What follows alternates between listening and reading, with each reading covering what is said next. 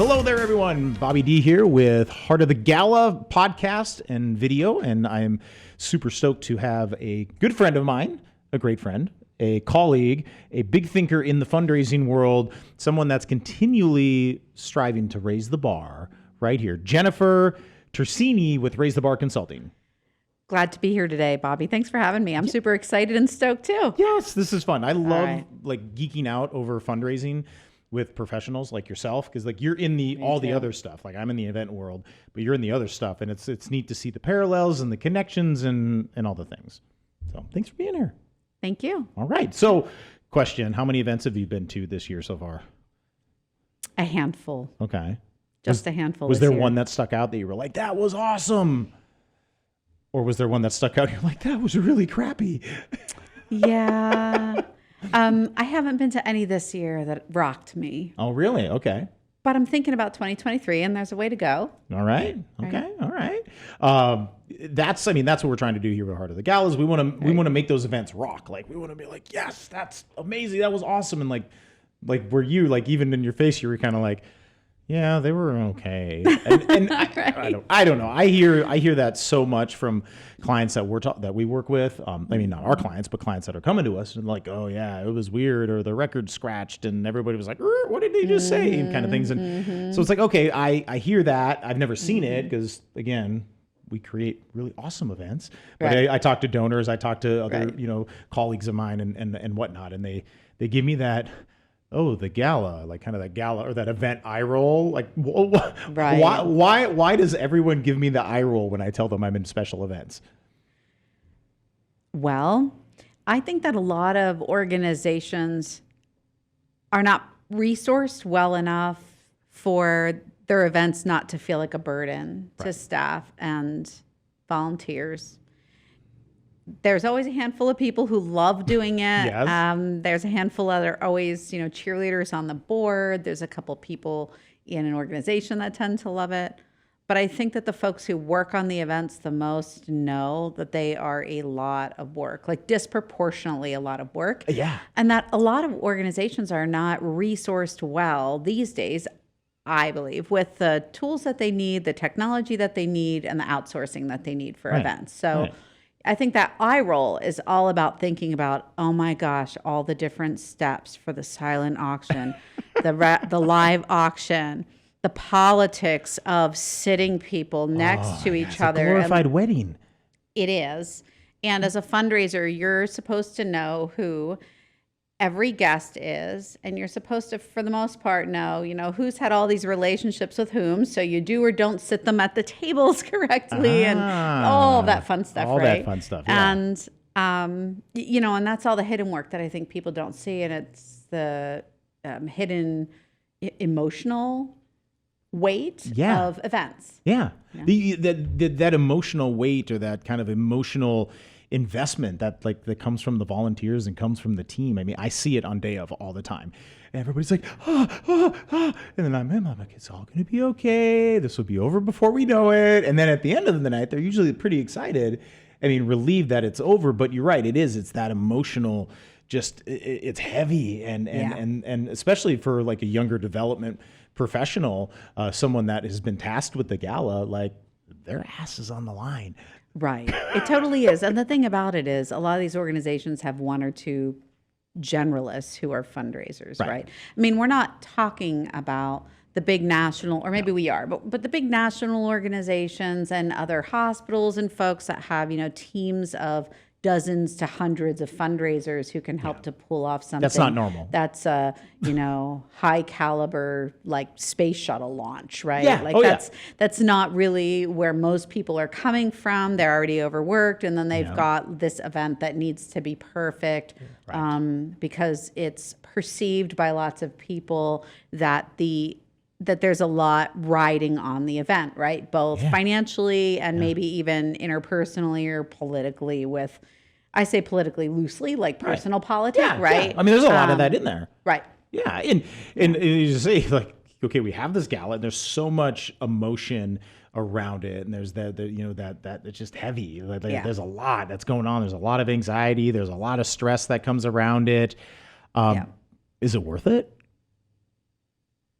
So my rule of thumb for our clients is that if you're in a mid-size market and you're not netting $100,000 from the event, Like cash in the bank, 100 grand. cash in the bank after expenses, either think about how you're going to operationalize that better to maximize fundraising success, or rethink whether it's worth it. Right. I mean, a lot of organizations get in this rut of doing event after event after event because they have never evolved all the other aspects of their fundraising. Okay. And a lot of the events get to be too transactional, so they're not integrated into all the work they're already doing, which makes all of it more exhausting. And then it doubles over, and then year over year, instead of looking at it as an opportunity to raise more money, it becomes this just like thing that gets dreaded, and they're like, "Oh, gala's coming up," ugh. And I hear it so often. So I want to hear about. Like, you get to see so many other things in the fundraising world, which I am completely. I do. Yeah. So tell me a little bit about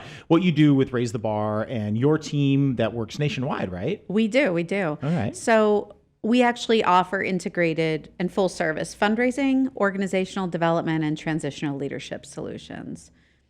That's like everything. Well, I wouldn't say it's everything, but quite a bit. And because those things are interrelated. Right. Paint me a picture. So let's say I'm a, kind of a, nonprofit that has like a $3 to $4 million budget. Maybe there's 10 people on staff, and we're like, we need help, something like that. We call you. What does that look like? We definitely get those calls. Yeah. So, often it looks like someone's metaphorically, right? Like their hair's on fire. They don't really know where to start. One of the things that we're seeing. So many things. Right. Yeah. Right. I mean, one of the things that we're seeing right now, in addition to all the sort of usual challenges with raising money, with events, with lack of technology, all those things that we talk about in the industry, is a lack of human resourcing. Yeah. So we're getting calls from organizations all over, asking about our annual campaign services, asking about capital campaign services, asking about grant writing, foundation corporate relation work. We do all those things, but also things like, really fractional staffing, I think is so much of an important service now, because organizations can't find the talent. They're having trouble hiring even when they reserve a decent enough salary. Right. Just the salary alone is no longer cutting it, even if they're offering a very good salary for their market. Yeah, and donuts every day. But it's got all of that. It has to be more than that. But all of that, and then I think part of the challenge too is that we've moved into this phase of what is believed to be a more democratic way of hiring, a more just way of hiring, which includes posting salaries. Right. Yeah. Sounds great. Yeah. I'm a big fan. One of the things that I've noticed as a consultant, that it also helps organizations to assess what they might need in fundraising or operationally, develop plans for growth and transformation, and then helping them to resource, is that, one of the downsides of posting these days is that everybody wants that salary, whether they have 6 months of experience posting on Instagram or 16 years of 16 years of evolved fundraising experience in the trenches. And it actually gets really difficult to walk yourself out of what looks like a promise of a salary online, right? And so one of the things that leaders are finding is that, is that they have to, they're thinking about whether to bring someone in the industry, how they're going to support them or train them professionally. I think we all know that nonprofits don't always have the most robust training programs. Nope. Right? Are they going to move someone up internally? Are they going to take a chance on a newbie? Are they still shuffling that's hoping to find a unicorn? Right. So the reality is that outsourced staffing in various areas of fundraising. So kind of project-based. So it can be project-based, or it can just be a flat, for X number of hours will be your outsourced development director or specific fundraising staff member. Because a lot of times when these organizations need help, They need help in a couple of areas. Right. And I'm seeing a depth of desire for assistance now. So now the calls aren't just, can you help us run an event, or can you help us write a grant or write our grants? It's more like, how many people do you have? What can you do for us? We need this, we need that, we need this. We're not sure what we need. We need whatever you can do. What can you do? So you're kind of like the Swiss Army knife. It's the like, kind of questions we're getting. You need the little magnifying glass? We got that. But I think that speaks to what's going on in the industry, more than the services we offer, though we do offer robust services. Right. That's neat. So to come in with that, that people solution, that talent solution, which we have especially in the fundraising event industry, it's hard to find that talent, like you say, people that understand fundraising are able to stand on stage and hold a microphone, but then also be behind the scenes and really kind of cool everybody out. Be like, it's cool, we got this, and be a problem solver. Right, and orchestrate, highly orchestrate, right? What is going to be happening, but make it look effortless. Yes. Because I think we've all been at events where things look and seem highly orchestrated. Yep. And not well delivered. Right. True. The delivery matters. Right. Yeah. The delivery makes an event feel like it was awesome and you had a great time, and wow, I can't believe it's like 11 or 1 or wow, right? Yeah. Right? Yeah. Versus people sitting out in the lobby, like looking like their feet are killing them and they're yawning and it's painful and they're just really waiting to go. Yeah. One of the other things I see is that, and I'm not opposed to investing in people, right? Right. I think sometimes we put people before systems in ways that these days organizations could make an investment in resources and systems before they hire a full-time person. And so, for example, as it relates to events, if I was going to spend, $10,000 to bolster an event, I would bring in an auctioneer like you, or or right, some like software to make things mobile and to utilize the AI and what you're doing and all this kind of stuff. I can't tell you how many events I still go to, or I've seen where they're still messing around with paper pledge forms and everything is still quasi-manual, and that's because there might there's a mindset to not spend the money on resourcing the team and instead like adding another person. Right. And we're going to volunteer for that. You can only add so many people, with antiquated technology and ways of doing things. It makes it really difficult. And I think what's happening is that the difference is so stark between the organizations that are investing in doing things in ways that we expect and others that have not yet, that the experience of the event looks very obviously different. Obviously, yeah. Right. Yeah. And those are the type of events we love to create. It's that experience all the way from the save the date till the thank you letter that goes out. That whole thing, is the experience. That's the opportunity for a nonprofit to reach out and talk with a donor, talk with invite a guest, bring people into the fold, and then have this just beautiful thing that is the gala, and then hopefully they get inspired and they get motivated and they make a donation or something like that. Right. But you're right that you have. I've seen this a lot. That you do have those events that have the person power and they have the resources and the budget to be able to make it be really good. Yeah. Make it really good. And then you have those that not so much. Right. And they're scared to we can't even give up. Or like printed bid paddles. Like we can't print the bid. Like that's $85 to print those. Oh no, we're gonna get them donated. I'm like, okay, all right, yeah. Right. I mean, I'm gonna throw a shout out to Terry Axelrod back in the day with the Benavon program. Oh, and I think she was one of the first that really thought about integrating events as part of fundraising. And I remember her saying, I remember the very first time I saw her was in the 90s, like giving a presentation at an AFP conference and talking about how like your Ask event really should be orchestrated like a finely tuned NASA like rocket launch. Yeah. Right. Perfect from hours before the event to the next 3 days of follow-up. Yep. and rehearsed. Yes. And that is the piece that I still see like 95% of organizations not do. Yeah, they don't have a rehearsal day. I mean, how many of us were in community theater? Right. Were you in community theater? I was in a private school that had a theater. So, okay, well, that's close enough. Same thing, I was in community theater, And what did you do? You rehearsed before you went live. You didn't just get on stage that night and hope for the best. Yeah. And you, to me, I can always tell when something's been rehearsed because the delivery is smooth, the transitions are smooth, the handoffs are smooth. Yeah. And to your point about cultivating the experience of the event starting 6 months or a year before the event, it is an opportunity not to miss opportunities, right? Yes. From the moment that the very first piece goes out or the messaging is created, it's tight, it has all the integrations, it's easy for people to interact with the organization. It feels seamless and fun. Right. If it feels like a drag from the moment you're asked to sponsor. Okay.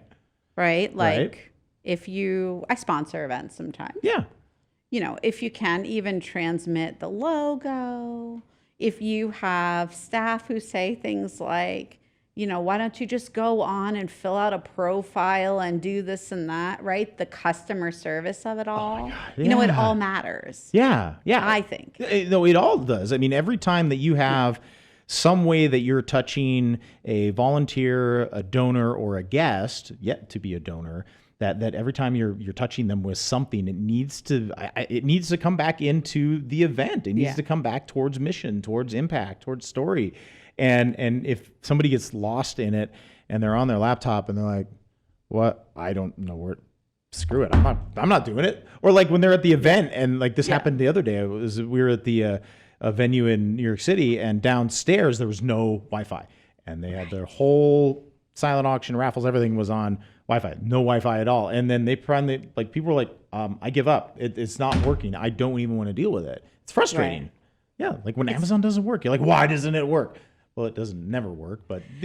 Right. And I think for listeners out there, one thing that I have noticed that's super important that I feel like board members and staff members don't think about enough is that gone are the days where people compare you and their experience with you to other organizations your size. That's not how the human brain works, right? We don't go to an event and say, gosh, that was really a drag, but they're small and they probably didn't have the team. And that's how insiders like to rationalize. Right. But that's not how the public thinks of it, right? No. Most people who come to your event, they've already been set up for a certain experience by everything else they're doing in the world, by the Wi-Fi working, by the Amazon delivery, by the Grubhub, whatever, right? That's the new normal. Yep. So you just have to provide that new normal like it's basic, not like it's an add-on. But I think that too many nonprofits like to try to put themselves in a similar pond with others. Okay. I see this all the time with hiring, getting back to that, right? Right. Well, if we were X size organization, we would offer that salary. But because we're a small organization, we're really looking for someone who wants to work for less and, is happy about it and, all this kind of stuff. Where it's like that. That's not how the brain works. No. Like most people, when they go to apply for a job, same thing, right? They're not looking at your organization versus one that's 3 times bigger and saying, well, I think this one's bigger, so I understand why this one wants to pay less. No, they look at the job title and the responsibilities, and then they go for the one that pays more. Yeah. I mean, it's common human knowledge to, go after that bigger, that bigger piece of fruit. But what you said that's really interesting, and we're looking, especially as we're having more conversation with donors, is the experience that they have at the gala is compared to every other experience that they deal with. Like you're going to go to the grocery store. There's a high likelihood you're going to be checking out your own groceries, but it's seamless. They go to a concert, they go to the movies, they go out to eat, and there's this certain level of service expectation that has been put there that if, nonprofits aren't, at least like you say, like making that the standard and then adding some other things on top that can make it really, really special, like you're getting judged by the donors that are kind of like, yeah, this isn't white glove service at all. This isn't like, this doesn't make me feel special. This makes me feel kind of weird. Like, am I in the way? Yeah. Right. Yeah. And also, I think that your event, for better or worse, people will go through that experience and that will impress on them who you are. Yes. So if it's not a good experience, like if you really can't put an experience together, I would rethink whether you have the event in the first place. Right. Because maybe you're not ready. Maybe true. you're not ready to do that yet, and that's actually okay. Yep. And it's better than doing something that's very haphazard and Kinda that half-ass people and- sort of, right, Yeah. that people walk away from it and say, oh, what did I just, that's 3 hours I can never get back of my life. Yep. Like, you don't want that, Yep, right? Yep. And you said it the best. They have to go through with the event, and it's like a chore almost to where like I see it all the time. It's like, oh, like I ask how they're connected to the event, and I was like, oh, I'm a board member, and I meet this other guy. He's like, oh yeah, no, I'm friends of this board member, and like it was like, well, I had to come to this because he went to mine, and kind of thing. And it's that, and you're right, they have to go through with it, and then at the end of the night, they're either like, oh, that was great, or they're on the drive home and they're like, oh my gosh, did you see that one thing happen or that? Yeah, and that's the conversation. And I'm seeing it. Maybe I can ask you the question. Do you see the experience that comes out of the gala, does that get tied to the brand of the nonprofit? Or can it be? It absolutely can. Okay. It absolutely can.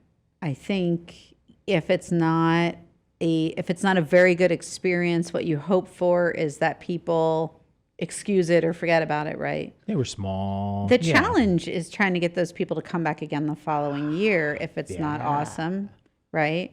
The other challenge, I think, internally is for an organization to be nimble and flexible and to take risks with their events. Too many organizations want to do the exact same event every year. And you and I have staffed how many events? I've staffed hundreds, maybe thousands. Yep. You're probably ahead of me at this point, It's not a given race. what you do. It's not a race. It's not a race. Here's the thing. It would be okay if I never did another event again. Okay. I mean, I love them, but I love to attend them, but I accidentally started in fundraising because I was selected to work on the White House team planning events for the president and the first lady. How I cool never is told you that? this story?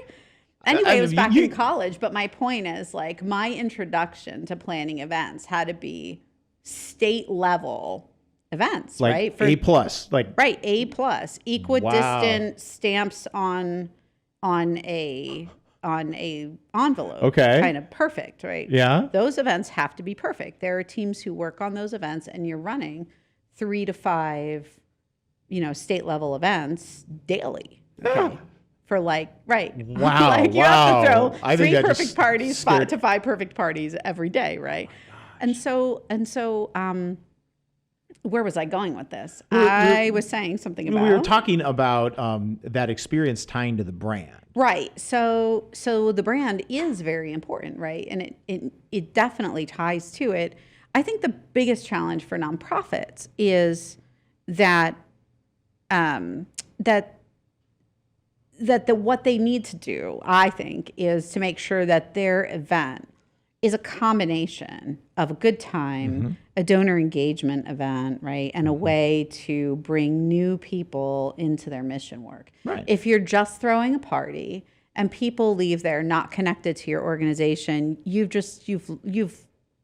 have incredible lost opportunity right there. Totally. And I still think that there are too many organizations where that's really where their events fall short, and that's the zone that they forever stay in. Yeah. And then they don't want to mix anything up, right? Because somebody thinks that some people get really attached. They get attached, or they're like, "Ooh, we're scared of something new." Right. We've Yeah. always done it this way, or we always have a X, Y, or Z kind of auction. We never use paddles, Bobby.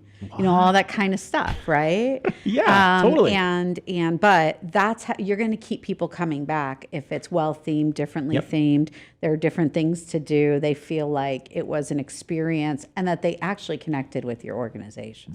That's like that's the heart of the gala. It's that Right. connection of the donor to the organization and the impact that they're having together. Yeah. And they're fulfilling this mission.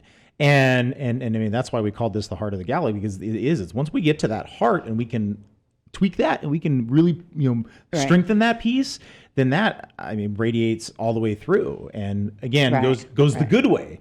Right. Builds the momentum. The donors are excited. The guests that came that turned into donors, they're excited. And that's, have you ever seen that happen where Yes. like a fantastic event happened and then all of a sudden now the doors just got blown off of the organization and they're like, we had no idea we could be this successful. Yes, but the key is to do follow-up. If you don't do follow-up with everyone who's attended that event within 48 hours, you're going to lose them. You just said 48 hours. Right. Within 2 days of 2 days. your event. But what if my gala's on a Saturday night? Give it business days. Oh, so Monday, Tuesday. But it does mean that, as you're planning your space shuttle launch, right, part of the plan for your event doesn't stop at midnight when people go home, right? It doesn't? No. Your event gets planned for the week after the event as well. So you plan all of your follow-up in advance. I think you have your army of, you thank you brigade army with very specific open-ended questions to ask donors, to ask people who attended. Yeah. You want to get them involved in your organization. You want to ask them, again, I'm pulling a page out of the Benavon playlist, but it works, right? Yeah. You want to call them. You want to see if they had a good time. You want to ask them what they thought. You want to be able to, see if there's any way they could be involved in your organization. If they envision being involved in your organization. Ooh, good question. And they'll usually tell you, Yeah. And then when they tell you, you actually have to also follow up. Like track it, be like, okay, the the Smith family, they're interested.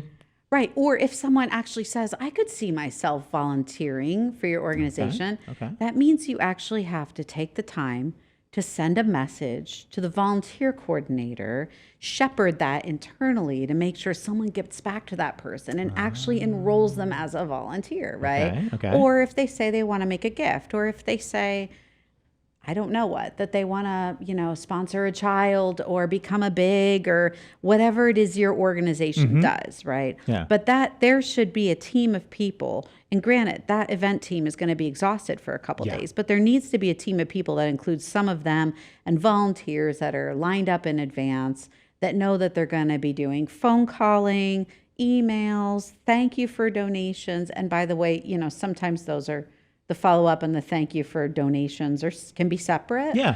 But all that stuff needs to happen before people forget about your event. That's right. Because again, we all have ADD and we're like, we really do these the days. next bright, shiny thing. Right. By the next weekend, when they have already gone to another charity event, they're going to forget what happened at yours versus what happened at that other one. Yeah. So you got to do it really, really quickly thereafter. That when I look at organizations that we're working with, it's like we are right up to the gala, right up to that midnight. Like that's us. And then we've seen way too many times where the event team is like, peace, we're out, we're gone. And then you don't hear from them for a week. And they're all in Hawaii taking vacation. And that's not what you want to do. It's not. Okay. Yeah, right. And that's also on the CEOs to be like, I know you worked really hard and, we got to go one more step. Well, and be in there with your people. Yeah. Right. So I think, and I've seen this because again, you have event position person, event coordinator, development director, someone that they're in charge of the special events and whatnot. And then you have the board, which is kind of over here. And then you have the leadership that's over here. And then you have the staff that works within the programs over here. And everybody's not necessarily talking to each other, especially when it comes to gala. What absolutely what could we all do to support this and help this and make it awesome and help everything else because we can raise more money. But I've seen it splintered in too many components and too many pieces that people really don't understand what's going on. Absolutely. Yeah. There's no shortage of fractured or siloed nonprofits out there. Right. So then for a group that might feel if they're, fractured or, kind of siloed or whatnot, how could you, what would you suggest to bring the team together? What all of these different departments that are out there, how do we get them all focused on kind of this one project that we have? So from the 30,000 foot level, you're talking about culture change, and that takes time, right? And it probably takes more time. I know it takes more time because we work on it with organizations than a mandate for everyone has to work the event. That's like where a lot of people start. Right. They're like, okay, you have to work the event. Right. I mean, I think organizationally, when a group is 100% bought into the fact that everyone has a role in revenue generation as well as spending money, then you're starting to build a culture where people see why they need to be there. And that doesn't mean that they ask, but maybe they're ambassadors. Yeah. Maybe they are working the event. Maybe they're all in on the mission and why it's important and how it interrelates to what they do at the organization. Okay. Then I think your group is more willing to participate. Now, you can certainly require all staff to participate, and some organizations have to do that because their events are significant. They need the people and so forth, and that's fine too. Yeah. But I think if an organization evolves to where folks just naturally see that they have a role in being part of that larger revenue picture, it's a lot easier. I think you said you put the why behind it. It's like, okay, this is why we're all getting dressed up. This is why we're at the event. This is why we're making this be such a big deal and investing so many hours of attention on it. And this is the result. I think that sometimes groups they'll raise all the money. They'll be like, oh yeah, that was great. And then we'll forget to celebrate with the team that helped to make that a reality. Absolutely. Like, be like, team, you did it. We did it. We broke a Absolutely. record. Let's celebrate. Let's have pizza, whatever it's going to be. Right. But to empower the staff, the volunteers, the board with that good news and to feel like they were a part of that. I mean, these are some of the highest burnout jobs in the fundraising industry, which is also a very transient part of the nonprofit industry. It's like one of the most transient, right? And then the event people are sort of at the pinnacle of that because it's high burnout. Yeah. It's a lot of pressure. It's high burnout. So much. Yeah. I work with, I'm on a few different boards of different event and fundraising groups, sitting on the Emerging Leadership Board of New York City AFP. I'm a board member for the International Live Events Association. Yeah. And I hear it so often, especially in the nonprofit world, that they're like, okay, yeah, we're going to, I'm going to try this for a year or do this for a couple of years. They're like, oh yeah, I'm out of that. And I'm moving something bigger and better. I'm going into the corporate event world now because they have a budget. Right. Yeah, I see it all the time. Let's talk about this. I mean, you're right. I think we were sort of touching on it before, but if you can't even invest in a technology for your silent auction or have, easy kind of text to give or, integrations. I mean, this isn't coming down the pike, right? This is technology that's been around now for probably well used for about a decade. Yeah. And, to me, it's just a no-brainer that organizations need to invest. And I think about their events like a business, right? Like, why are you doing an event in the first place? If you're a child abuse agency, if you're an agency that works on mental health or environment, why are you having a gala? It's not necessarily central to your mission to have a gala, right? So at the end of the day, let's call a spade a spade. We're doing this event to raise significant money. So if you're not employing strategies to actually do that, to actually in your raise event money and significant at a money, fundraiser, then is it worth it, right? And so, I think organizations, it never ceases to amaze me that you can have 15 brilliant, highly accomplished people who come together on a board of directors who then collectively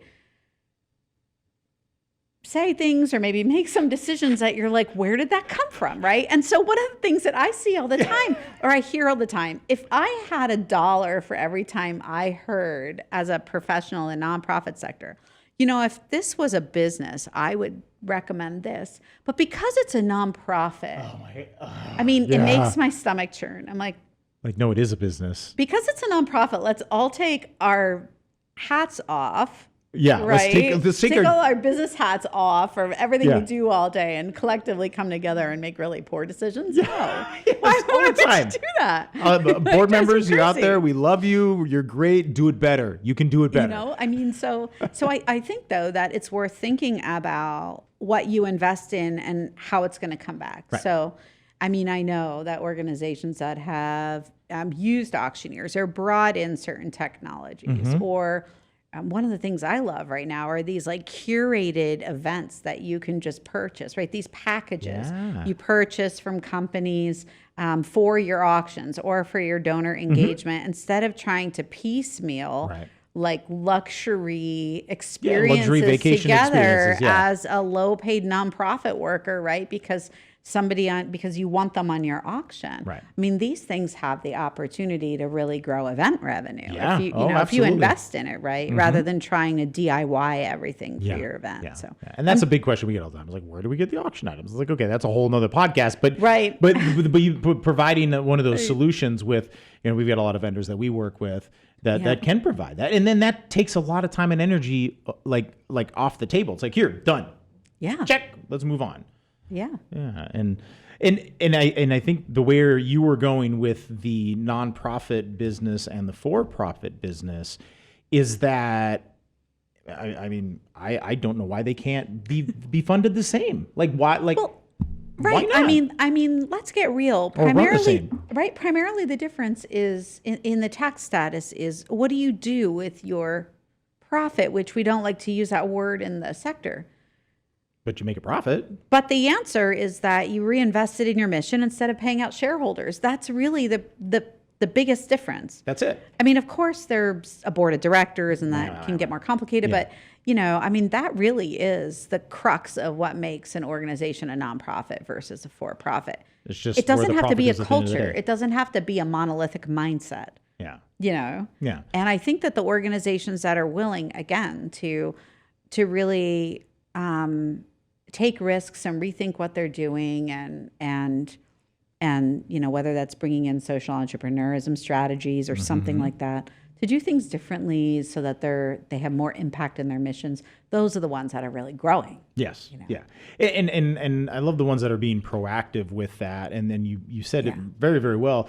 The curated experience, like curating that event experience to be very specific to the result that you want to have. And when we ask, groups like what is the result that you want to have? I mean, the answer could be like dozens of different things. Like, here, we'll do a little role playing here. Jennifer, you're CEO of some, mid-level nonprofit that's doing really good work and whatnot. And I'm asking like, so what is the result that you want to have of this big event? You're spending a lot of time and energy and money on it. Like, what do you see? What do you want to see that happens? And most of them probably say something like, well, we want to raise X amount of money. Yes, that's right? one. That's one. Others that I've heard are like we want it to feel really good. Like we want everybody to feel good. Or they're like, we need to get our board more engaged with this. Like how do we get the board engaged with this? Or how do we transition away from being so focused on corporate sponsorships for the event and then filled with the room with corporate people? Love them, but they don't give. They don't give. I know. They eat and drink and be merry. Yeah, let's call that a yes. Let's call that yes, spade that too. happens. That happens. They don't give. But it's the result is not always just big dollars. There's like dozens of other things that are underlying with that. It's true. There is an assumption. I think some people make the assumption that that there's other benefits to throwing an event, right? Yeah. And the things I've heard are visibility. Visibility, okay. Maybe donor engagement. This is one that never flies with me. We're friend raising. Okay. Well, you can do things a lot. You don't have to do not throw a gala at a friend raise. Okay. That's an expensive party. The term fundraising to me means you actually don't know what fundraising means. Or you're scared of it. You're scared of it, so you call it friend-raising instead because you scared think of the that F word. Right? Like no, it's just say the F word. Softer, to be like, we're friend-raising here. Yeah, what is that now? But like you say, and so you have dollar impact. You have like you said, donor engagement, donor identification is another one. Like there's a bunch of guests that are brand new to you, and they raise their paddle or they buy an item or they buy a raffle ticket or something, and now they're on the donor list. I mean, that's pretty cool. Now they're on their donor list, but they see it as something transactional. Ooh, they let's bought talk about something this. there. Okay, yes, they bought this beautiful bottle of champagne. Right. They came for a good party. Mm-hmm. They do or don't know your organization that well. They came for a good party. They bought something and they're going home. Mm-hmm. So that's why having those donor engagement strategies infused in the event having those mission moments in the event are super critical so people can come away with knowing a little bit more. So it's not just the about bottle what of it is they champagne bought. that they took away. Right. They're like, oh, we Right. learned this Right. about the organization, or they're helping this, or they have a new program that's coming out, or I didn't even Right. know that they did that. Right. And, I'm not against throwing a good party. Like, I I really love love a party. parties, right? Yeah, Like, we yeah. go to parties. I think that being real about how, whether you're using your opportunities that are in front, you've got that person in front of you once. So how are you going to make the most of it? Ooh, that's so Right. good. It's like you said, you have that opportunity once, and how are you going to make it good for them? And and by going to so many events and seeing, like, it's not just the opportunity of I mean, for nonprofits, it's, like you say, engaging that donor, identifying the new donors, making everybody feel good in that process. But there's so much cross-pollination of different opportunities that are happening at a gala that we don't even really know that. Like I stood back the other night at a gala, and it was a bit more networky, businessy than it was the date night gala. Yeah. So, but there was a ton of networking going on, and people, oh, hey, how's it been? And I'm like, this is like business is happening here. Yeah. It's creating that space where all of these individuals are able to come together and have a shared experience and have that common connection within, the Boys and Girls Club or whatever it might be. Right. But there's a lot of other stuff that's happening there too, where I think if donors or individuals that attend the event and meet or identify a high value opportunity there, whatever it might be, that then they're going to look at the event and look at that organization, be like, yeah, that was great. I met Bill and we went in on this deal together when we built this thing and we raised $10 million and we gave a little bit to the nonprofit after that. But yeah. But there's a lot of opportunities that are happening, that can happen there for so many people, beyond just that fundraising, beyond just putting dollars in the bank. I mean, yes, that's the goal. We want to have more dollars in the bank at the end of the day than when we started the gala, but it is also those other intrinsic things that happen that we sometimes don't even see or realize. And that's why we're talking about it, because some people don't talk about these things. And maybe some of those things are open-ended questions that you can ask people, in those follow-ups. So it doesn't seem as awkward, but you get to know as an organization. Okay. So what value did people come away with? And you wouldn't ask, what value did you come away with from our event? But what you could ask are things like, did you meet anyone new there? Or who was the person who stood out the most? Or what about our mission stood out the most? What did you like the most about the event? Nice. Things like that, where you get people talking about the experience. Yes. Yeah. And that's that. I love to do that, especially in my wrap up meetings. It's talking with the entire team. It's like, okay, what were the things that you loved? And then what were the things that we can fix? But you're right. When people start to go back to that moment of where, well, I always call it the happy moment. What was your happy moment at the gala? And everyone will have some semblance of a happy moment, whether they won the bottle of champagne or everybody was raising their paddles or, the story on screen made you cry like that. Right. Like that's big opportunities that happen. And that's so valuable. And I think that having that question is so good for our nonprofit friends that are looking, is to then you can start to look at, okay, what worked? Like, let's keep doing this thing. And nobody talked about this that we spent all this money on. Like we got the chocolate fountain. Why didn't anybody care about the chocolate fountain or the band? Right. Or why didn't anybody stay for the band and dance? Right. Well, that's not why they were there. Yeah. Also, there's all sorts of other reasons, right? You maybe didn't know your demographic that was coming to the event. Good point. So looking at that, at your donor pool, or what's a better way to say that? Your donor. Well, your registration list, your donor, your event registration list. Mm-hmm. Yeah. So you have that, or even before you're springing the event out there, and you have this prospect list. Like, okay, who do we want at our event? It's taken that second to look back. It's like, okay, where do they fit? Like, what type of experience are we going to design for this particular sector of people? Right. Well, and I think to your point about the dancing and the, that doesn't happen at a lot of events.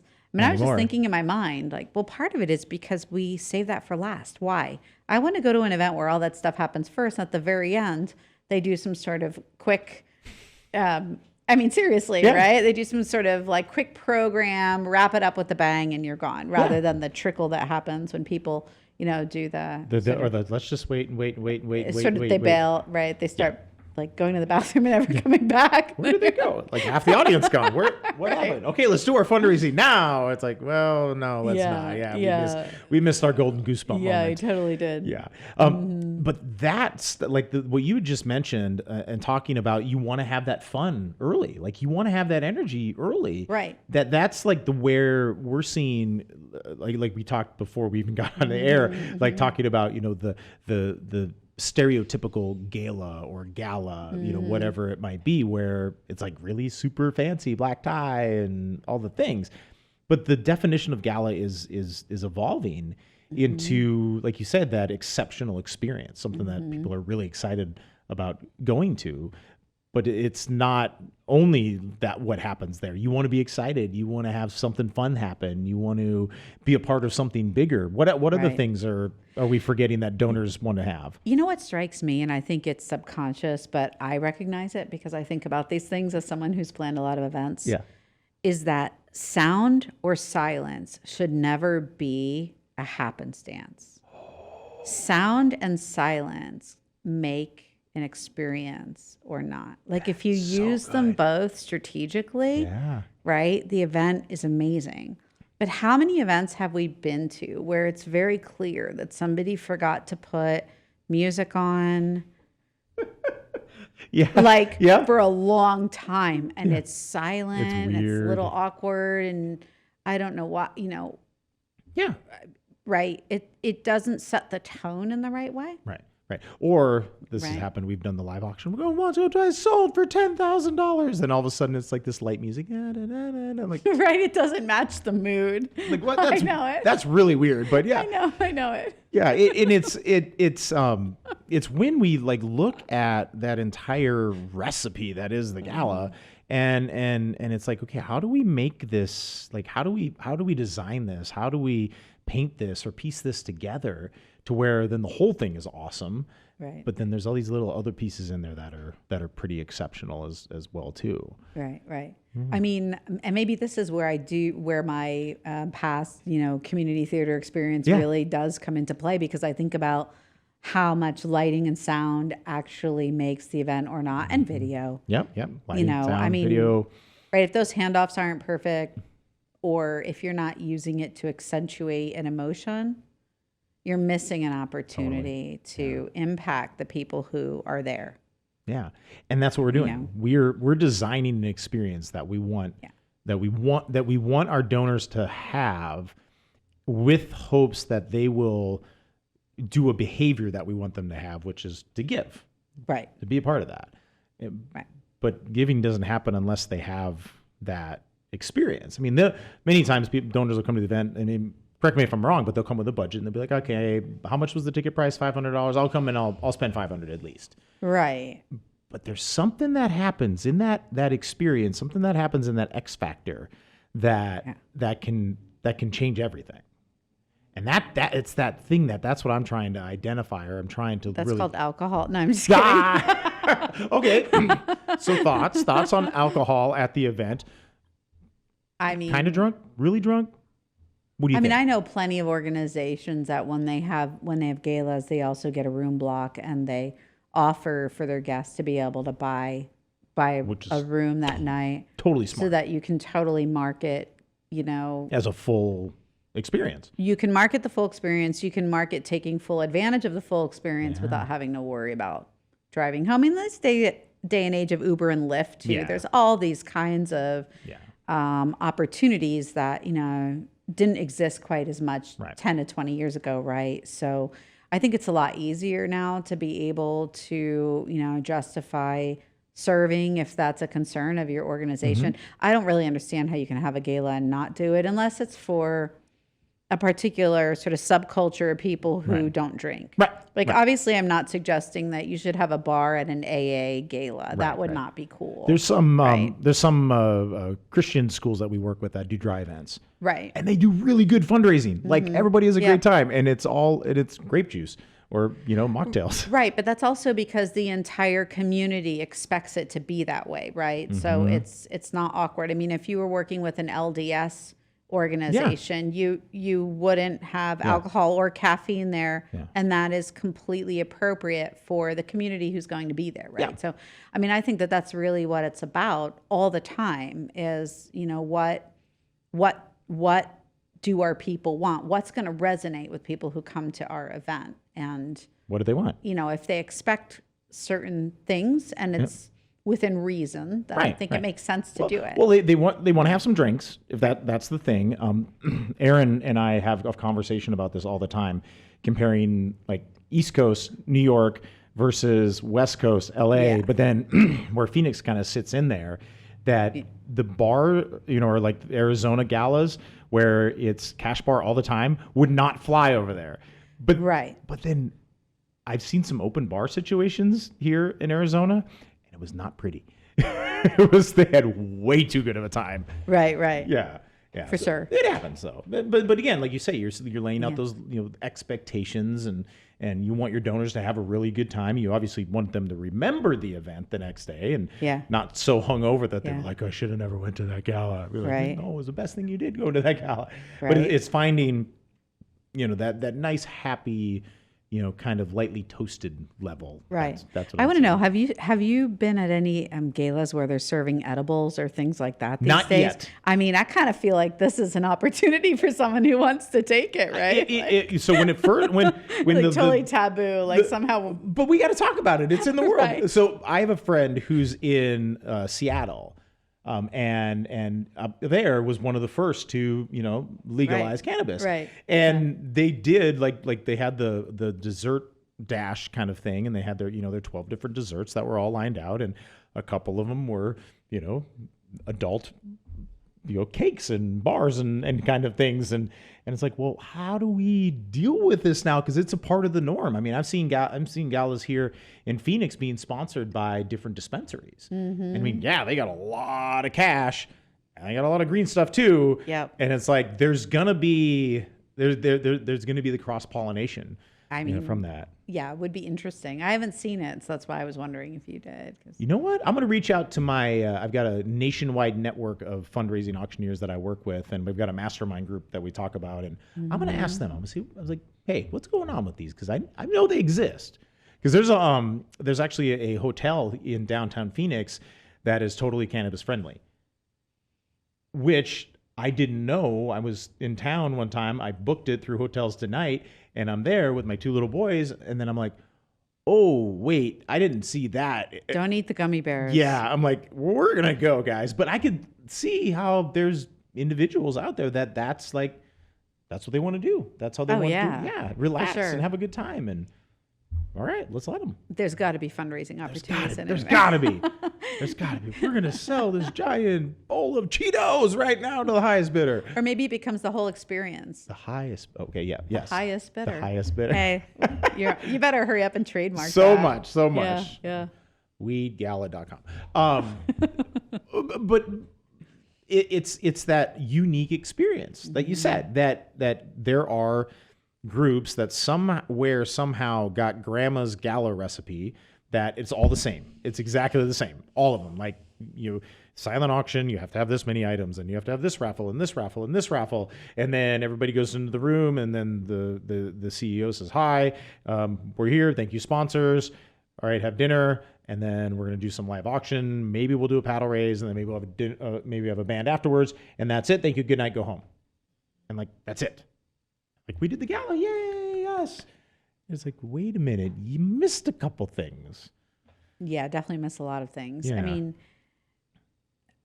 as a guest as well, and as someone who has young children, I don't know about you, but I've gotten to a point where I quantify how much it's actually going to cost me to go to the event before I even go. Okay. Babysitter time. Right. Right. That's huge. That's that costs more than the dress. Yep. Okay. Well, but of course you have to buy a dress and shoes and get the hair done, this and that. So it's like the experience is more than just the ticket. I think it's easy for people to forget how much it actually costs to come to the event. Right. And at the risk of sounding sexist, it usually costs the women more. What do they call it? Pink tax. Well, there's that. Yes, I'm not that even thing. talking about the pink part of the tax, but Yeah. I mean, us guys, we're very fortunate that, hair's good. I really don't need to shave today. I'm good. Put my old tuxedo on and I'm just change the tie for every event and you're fine. Yes. No, we have to rent the runway. I know. Yeah. I know it. Yeah, it's crazy. But like you said, it's like, how much does it cost before you even get to the gala? And then there's a value on the days as well, too. Friday night valuable, Saturday night valuable. And this is something I've noticed here in the Arizona market is that everybody wants to have their event on a Friday or Saturday night. How many nonprofits are in Arizona? Give or take. I don't know. I think like 30,000. Probably like something that big. Yeah. So there's a lot. Yeah. It's and in gala season, which is pretty much the middle of October to the middle of May, there's only like there's probably like 24 Fridays and 24 Saturdays. So that's 48 days, and there's 30,000 nonprofits, and everybody can't have the same event on the same night. Right. And in fairness, a lot of them are very small and they're not going to do the kinds of events. But even 10%, even if it was 10%. So there's 3,000 nonprofits out there that are doing some type of gala, and there's only 48 days that they can pick from. Right. And the venues and all of that. Everything.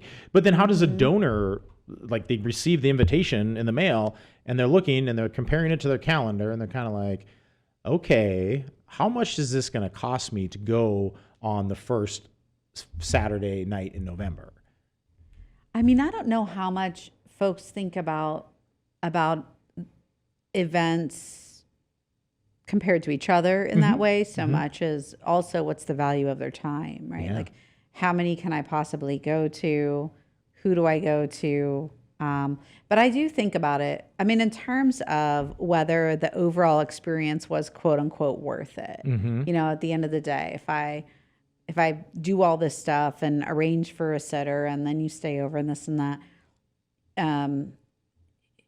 you can get a 7-day package to like Costa Rica for less. Yeah. So it's, you know what I mean? So to some extent, the experience does really have to feel like it was worth it for that particular charity because you care about them in order to go. Right. For some people, not for everyone. Some people just go to these things because it's fun enough. They know they're going to spend money anyway. It doesn't matter. Money's not the issue and whatever. Right. But there are people who really do think about, okay, which 4 or 6 events am I going to go to for the year? And how much am I going to spend? They do weigh the experience based on, the cost, not just financial, but the total cost of going to it, right? Yeah. And then the return of experience. The return. What's the impact, right? Yeah. Was I wowed? Was I wowed? Is my heart full? Is my wallet empty? What? All that. Yeah. And that's where, again, I keep striving to like push nonprofits to do these things better because of those very reasons is that, you have, husband, wife, couple, domestic couple that is doing well off. They're making good dollars and they want to be philanthropic with their dollars. And you said, okay, they pick 4 to 6 events a year to go and maybe they take 10 grand of that money and they're like, okay, we're going to spend it, $2 grand at each one of these events. Yeah. But then next year they're going to look back at the calendar and be like, okay, I had fun at that one. Oh, we have to go to that one. Oh, that one was great. Oh yeah. Not that one, or that one. And if nonprofits aren't stepping that experience game up, they're in competition with those nonprofits, but then they're also in competition with everything else that, like we talked about earlier, like they're in competition with Taylor Swift. Of course, right. The other things that are going on that are... It's the same dollar. Or football or basketball or whatever is big in your city. But it's the same dollar, which is really interesting. It's the same dollar in the same... It's the same dollar and it's the same minute or minutes, whatever it is that an individual chooses to invest. Right. Well, to your point about, planning the event, right? Setting the date. I mean, there is a science to making sure you set a date that is not too crowded with other competing events. Yeah. Depending on the market that you're in. Right. Yep. And I think it's, those of us who've done events, we know this. Right. And it can also be really easy to for your event to be calendared against another competing event that's going to be an uphill battle. So that's a big deal. Yeah, it is a big deal. The date is a whole another conversation that we could have about how to select the right date and whatnot.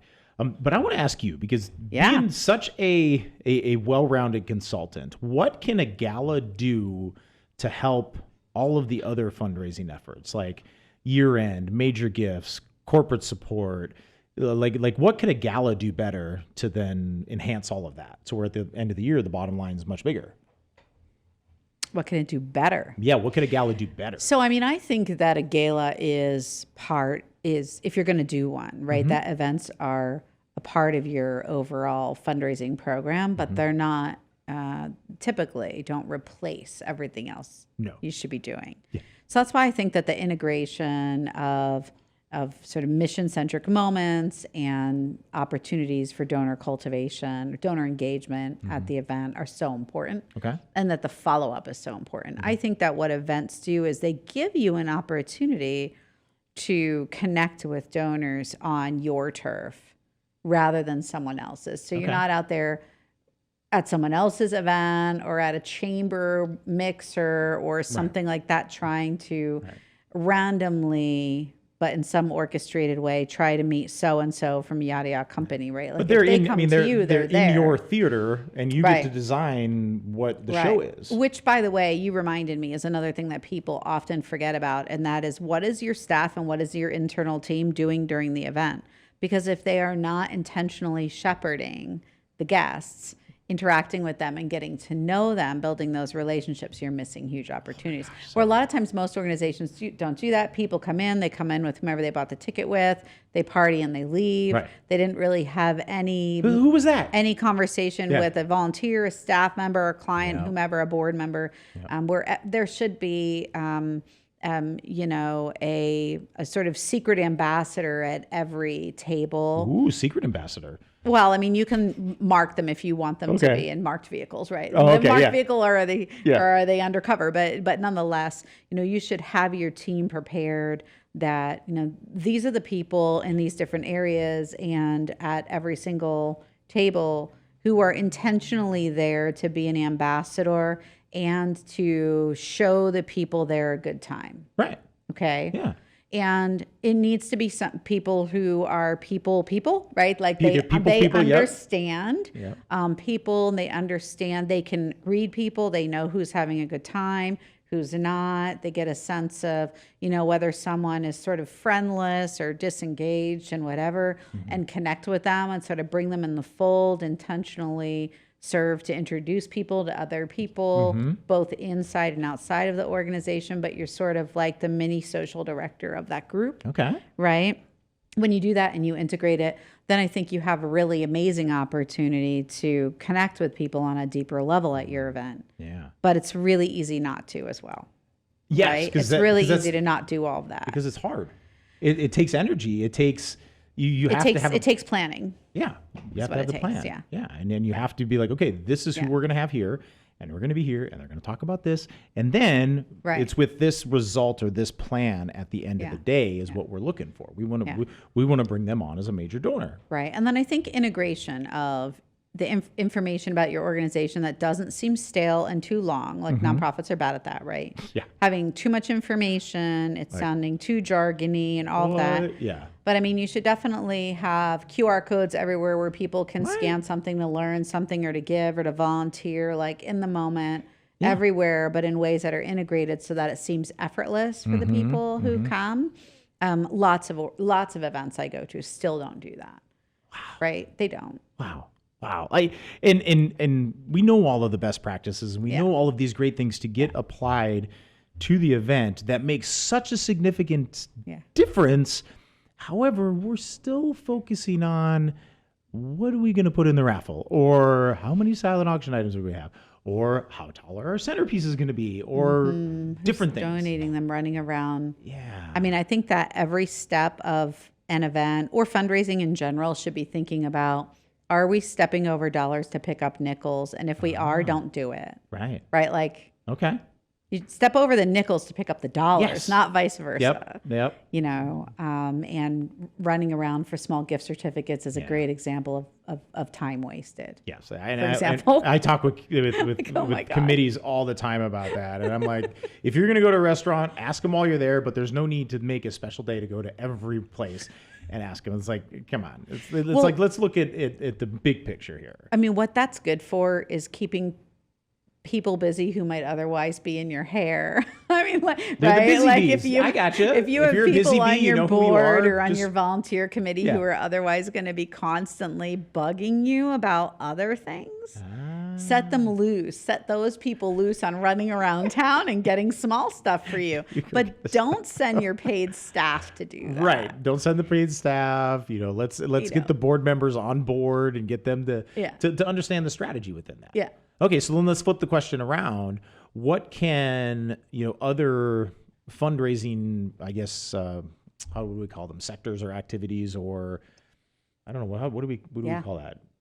Fundraising. What are Like, fundraising activities yeah, should the other thing. organizations be doing? Yeah, well, so like what, like it's like, so you say you have the year end, you have your hard mail campaign that's going to go out, your social media campaign, all of these different campaigns that you're building that are fundraising for other things, or or fundraising around the year. Like, what could those things do to help enhance that experience or enhance that culture of philanthropy at the event? Good question. Ooh. So I see it all as integrated, and we would, like, when we work with clients, we encourage them to have a level of campaigns that they probably never thought was possible. But Okay. then, of course, once you overlay segmentation and different mechanisms for communicating with donors, you're not always reaching the same person 8 times or 25 times, right? Okay. Some people don't check their email, they don't listen to their phone calls, they don't check their mail. Then you have to do Right. all these things to maybe reach Bobby D Yeah.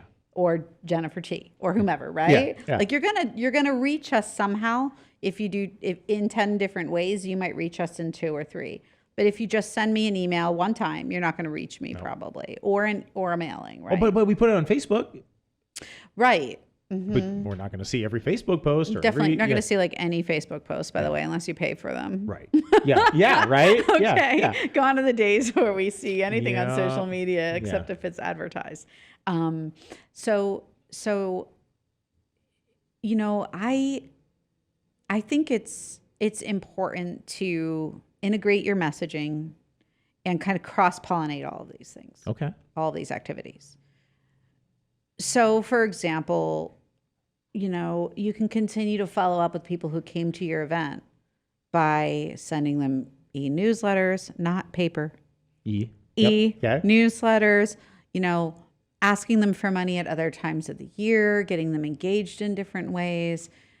These should not be silos. The event should not be separate from everything else that you do in fundraising, communications, and volunteer recruitment all year long. Yeah. Again, you're missing an opportunity if you don't do that, right? It becomes like you say, it's your home turf, and we're gonna have all of this stuff happen here on this one particular night, but then it can ripple out in so many different ways. I think it's also really important to realize that people are motivated differently, and some people are never going to come to your event. No. Okay. And that's okay. We don't want It's them. totally okay. And those are the people that you take to lunch one-on-one and you ask them for $25,000 Yeah, and they say yes. or whatever, $10,000 or $100,000 or whatever, wherever their sweet spot is, right? Rather than trying to shoehorn them into, getting them to a table at your event. And I often see this, especially with people who are local celebrities or seen and be seens, right? Like everybody wants these certain people at their event. Yep. Those people are inundated. And they often don't show up at events unless they know who else is going to be in the room. Yep. Right. Yep. So I think that it's important to realize that it's not a one size fits all, and that different people are going to be attracted to different opportunities with your organization, whether that is to party or to give or to spend their time in a different way, and that's okay. And you don't have to try to fill the event by trying to get everybody in the room who's on your mailing list or something like that. Yeah. Once you identify kind of like what that theme or what that result is that you're trying to have, you can look then at, like you say, your full database and be like, okay, well, I guess who's our Yeah. demographic that's here?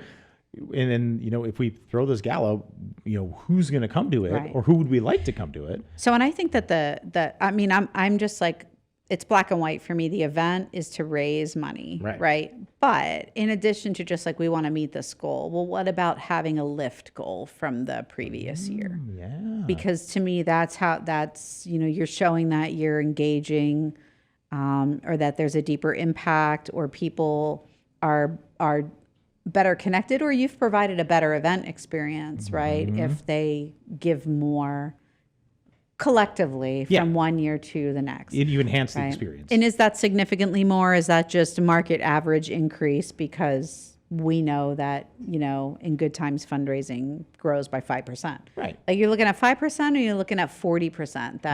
That you increase the growth of an event because you brought on some strategy or some person, or you outsourced something that made you, really up the ante. So the next year they can get the LED dance floor. All that. Yeah. Right. Ice dance floor. Okay, so we got a couple minutes left here. In your expertise, in your experience, in this amazing fundraising brain that you have, and for all of our viewers and listeners that are out there, if they could do one thing to maximize the gala, whether it's experience, whether it's messaging, whether it's tactic, whatever it is, what would be the one thing that you would tell them to do? Or two things. Make an ask. Make an ask. I know that sounds really basic. But make the ask at the event. Make an ask at the event. Yeah. If you need somebody to do that, that's what I do. Yeah, that's what he does. Yeah, make an ask. Okay, make an ask. What else? I'm gonna get deep. Okay. I think you have to cultivate the experience through follow-up. Yes. All the way through, right? From pre-event through the end of follow-up. I think that's what we started the conversation with. It is, but I'm a firm believer in it. And you also may have people who actually contribute after the fact as well because of that. You mean that happens? It happens all the time. It does? Yeah, it does. Really? I'm not just saying it that it happens, but it really happens. Yeah, it really does. Really? Yeah, Okay, yeah. interesting. Yeah. The other piece is that never assume how much money people have. I say it all the time. Don't judge their wallets. Because you do see this where fundraisers are stressed, organizations don't have enough resources, so they start picking and choosing who they think they want to follow up with, or who they want to engage with, or who they want to invite, or who they want to ask to volunteer, whatever, based on the money they believe folks do or don't have. Right. Big mistake. Big mistake. How do we fix that? How do we go beyond that? Just ask everybody?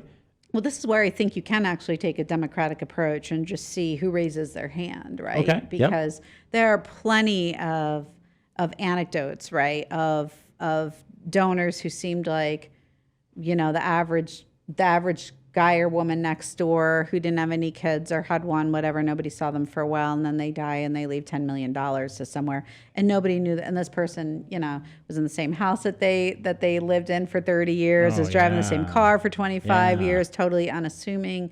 My stepdad likes to say people in McMansions have McMortgages. I think that's a good point. It's important to remember, right? Yep. You just don't know just because of the way people present themselves. You don't always know what that means that they have to either give or whether they have the willingness to give. So I'd say when it comes to connecting with people, take a very broad approach, invite people in, let them rise, let them raise their hand, and then build a relationship from there. There you go. So good. So good. Oh, man, I'm again totally geeking out about this, and we could go down so many different rabbit holes. We could. Maybe we'll have to do a part 2. Super fun. I can't even believe we're at the end already. I know. That was awesome. A fast time. But so if anybody wants to work with you, work with your team, how do they find you? Oh, it's kind of you. So we're raisethebarllc.com. Okay. Just look us up online, and then send me a contact information. Send your contact information if you want to talk. Yeah. Perfect. Yeah. All right. And Great. Again, working with people that are still within events, but bigger or in other aspects of fundraising. Like, I love to see those connections and how that can get cross-pollinated, because it's really about doing all of it better. It's fundraising better. It's doing events better. It's making those connections better. It's following up better. It's just being better for the betterment of the impact that's being had for the community around us. And we just have to try a little bit. Take a risk, right? We do. It's about your mission in the end, right? In the end. Or it should be. Well, yes. Yeah. Yes, it is. It is. It is. All right. Well, I want to thank everybody so much for tuning in again. If you have any questions in regards to anything that we talked about, please reach out directly.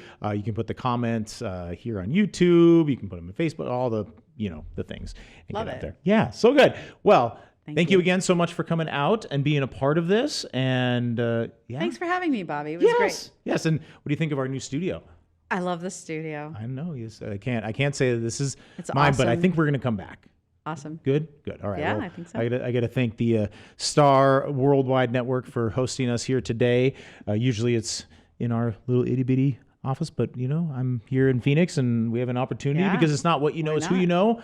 And I happen to know these people with this amazing studio. Like, let's do a podcast there. It's a great studio. So good. Absolutely. Great views. Oh yeah, like Camelback's like right there, and the mall and everything. It looks hot outside though. I'm kind of scared. I'm a New Yorker now, and it's like it's 95 degrees. I'm gonna sweat. Anyways, thank you again so much for hanging out with us today and learning how to do your events better. So friends, please share this with anybody that you know, and keep doing it better. Keep making a bigger impact, and keep being awesome. Again, my name is Bobby D with Heart of the Gala. Thank you all, everyone. Bye.